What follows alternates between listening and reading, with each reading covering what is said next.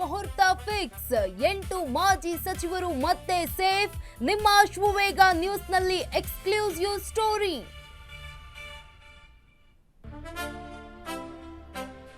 ಕಾವೇರಿ ಸಂಧಾನ ಸೂತ್ರಕ್ಕೆ ದಿನಾಂಕ ಫಿಕ್ಸ್ ಆಗಸ್ಟ್ 3ರಂದು ಕರ್ನಾಟಕ ತಮಿಳುನಾಡು ಸಿಎಂ ಸಭೆ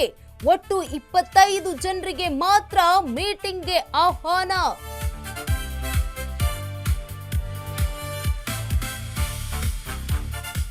ಸಿದ್ದರಾಮಯ್ಯನೇ ಭ್ರಷ್ಟಾಚಾರದ ನಾಯಕ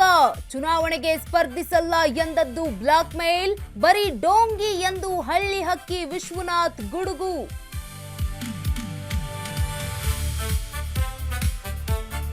ಕಾಂಗ್ರೆಸ್ ಕಾರ್ಯಕರ್ತರಿಂದ ಅಸಭ್ಯ ವರ್ತನೆ ತಾರಕಕ್ಕೇರಿದ ಪಾಲಿಕೆ ಸದಸ್ಯರ ಅಧ್ಯಕ್ಷರ ಆಯ್ಕೆ ಬೆಳಗಾವಿ ಕೈ ಕಚೇರಿಯಲ್ಲಿ ಹೈ ಡ್ರಾಮಾ